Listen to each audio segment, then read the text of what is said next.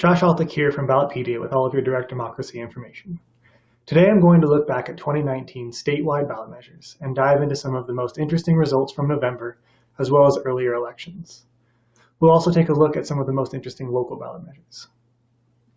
Voters in 8 states decided 36 statewide ballot measures in 2019. 4 were on the ballot in Louisiana in October, and the rest were on the ballot on November 5. There were 24 binding statewide measures. The other 12 measures were tax-related advisory questions in Washington.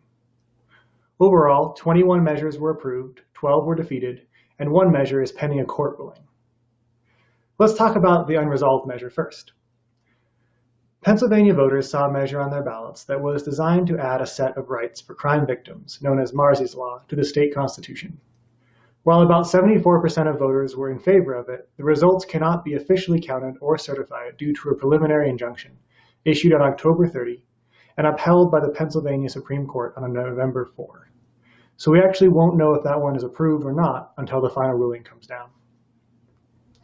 The closest statewide ballot measure race was in Washington over Referendum 88, which was defeated by a margin of half a point. Referendum 88 was really a vote on Initiative 1000 that was put on the ballot through a veto referendum petition. Referendum 88 was the only statewide veto referendum in the country in 2019, and one of 2 citizen-initiated measures. The measure would have expressly allowed the state to implement affirmative action policies in public employment, education, and contracting. It would have included a prohibition on the use of preferential treatment or quotas, with those terms specifically defined in the legal text. The story on this measure actually started with Washington Initiative 200, which voters approved in 1998. Initiative 200 prohibited public institutions in the state from discriminating or granting preferential treatment based on race, sex, color, ethnicity, or national origin in the areas of public education, public employment, and public contracting. Initiative 200 did not define preferential treatment. The other citizen-initiated measure was also in Washington. Washington Initiative 976 was the only statewide ballot initiative in the country in 2019, meaning it was the only one to go on the ballot through a signature petition proposing a new law instead of targeting the repeal of a recently passed one. It was approved by 53% of voters.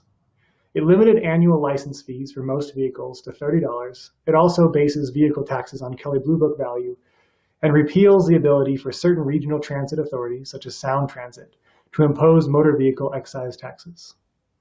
The Washington Office of Financial Management estimated the measure would result in a $1.9 billion reduction in state revenue and a $2.3 billion reduction in local revenue over 6 years. The initiative was sponsored by Tim Eyman, a very active initiative filer in Washington. 9 plaintiffs, including the City of Seattle, King County, the Washington State Transportation Association, Garfield County Transportation Association, and the Association of Washington Cities, all filed a lawsuit seeking to block Initiative 976 from taking effect. Colorado voters approved 1 measure and defeated 1 measure on November 5. Proposition CC would have allowed the state to retain revenue it is currently required to refund under the Taxpayer Bill of Rights. Retained funds would have gone to education and transportation purposes, but 53% of voters rejected the measure. 51% of voters approved Proposition DD, the other measure that was on the ballot in Colorado. Proposition DD authorized sports betting in Colorado, and it allows a 10% tax on those conducting sports betting operations, with revenue going to water projects. So now we'll move on to some notable local ballot measures. On November 5, New York City became the largest jurisdiction to approve the use of ranked choice voting. New York Question 1 established ranked choice voting to be used for the city's primary and special elections beginning in 2021.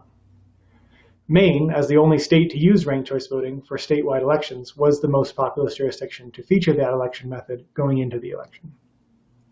Some notable measures were voted down on November 5 as well, including a sanctuary city initiative in Tucson, and a Democracy Dollars program in Albuquerque, and a vaping measure in San Francisco that was initially backed by Juul, but then abandoned before the election.